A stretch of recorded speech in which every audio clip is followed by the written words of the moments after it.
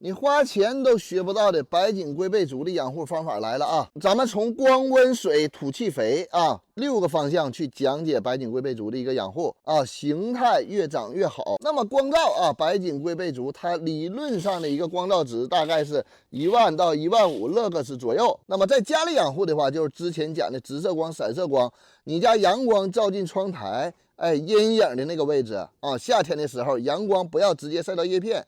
秋冬咱们可以增加光照。那么如果说光照过强啊，这个白锦龟背竹它这个白的位置会产生大面积的焦边啊，光照过弱，那么它茎干和茎干之间的距离会拉得特别长，那么会导致整个株形不紧凑啊，影响它的美观啊，就左一撇右一撇啊，中间缝隙很大。那如果说室内阳台光照不好，咱们想养护这个白锦龟背竹啊，咱们可以加装一个补光灯，像我这种属于120瓦的量子版补光灯。那么我测试过24小时的补光和12小时的补光啊，生长差异没有特别大啊，所以咱们平时白锦龟背竹的一个光照时间，那么大概维持在8到12个小时左右，那么就对它来说啊，观叶植物来说就生长非常够用了。那么从温度上来讲啊，白锦龟背竹适宜生长的温度，那么是15到28度之间。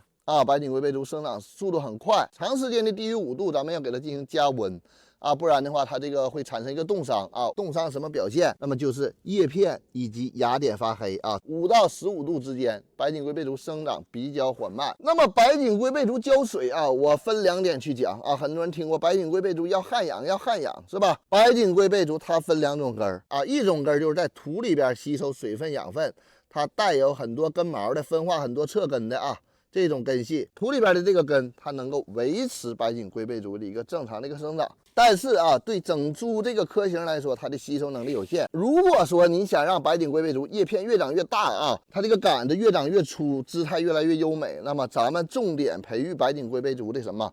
气生根。当白锦龟背竹每长出来一条强大的气生根，那么它的吸水吸肥能力啊，它就增加了1倍啊。你长出来10个气生根，那么就增加10倍啊，它的叶片就会越长越大啊。那么怎么去培养它的气生根？那么就是传说中的咱们花盆里边的这个水分啊，可以去偏旱养。龟背竹有一个特点就是什么？当它缺失水分的时候啊，那么它会从茎干部位滋生大量的气生根。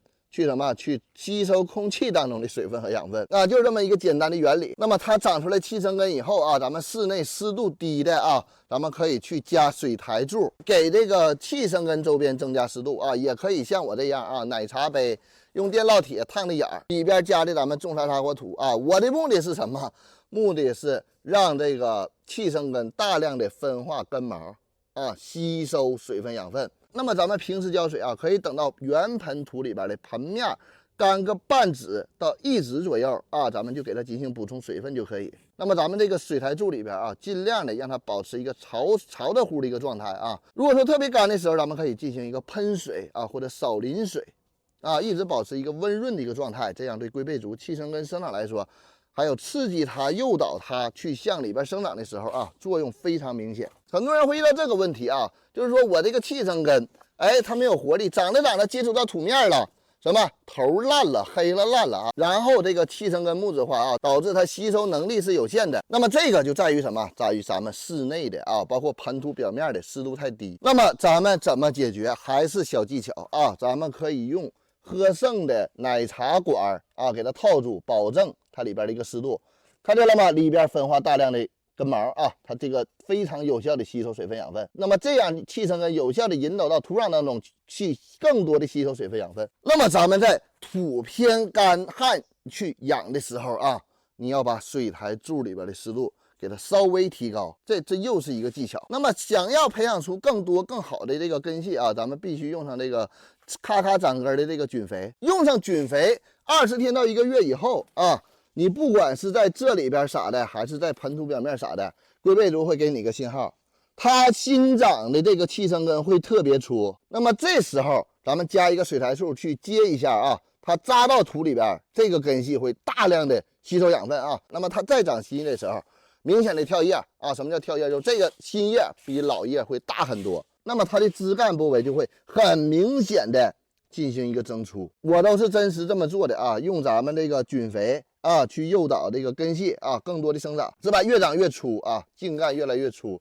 那么叶片它必然就是越来越大。那么这个就是咱们菌肥的一个非常强大的一个功能。那么第4点啊，就是龟背竹选土种植。啊，龟背竹用什么土？我用的啊是咱们的这个重沙沙火土。咱们这个重沙沙火土里边是老款的品质泥炭啊，不含木纤维的，加上珍珠岩、火山石树皮搭配的。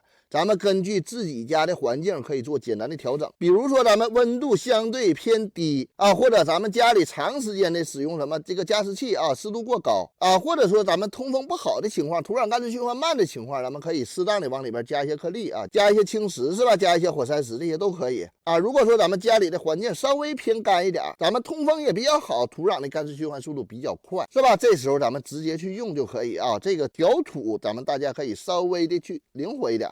啊，一般情况下，咱们这个土到家以后直接用就 OK 了，完全没有问题。对于我养护龟背竹一个日常肥料的使用啊，咱们先用咔咔长根的这个菌肥啊，去刺激植物的根系咔咔的向外生长，生长以后，那么配合速效的营养液，提供大量的均衡的一个养分啊。这个营养液1比2000兑水，10天左右给一回。咱们用营养液的时候啊，尽量去浇根儿啊，不要去喷叶啊。就是有的时候我们浇水比较毛草啊，喷到叶片上它会有一些黑痣，相对来说啊会影响一些美观。日常龟背竹养护啊，我就是菌肥加营养液这一套啊，就完全够用了。那么另外一个啊，咱们想要白锦龟背竹有一个好的一个生长形态啊，叶片株形比较紧凑，那么还有一个技巧就是什么？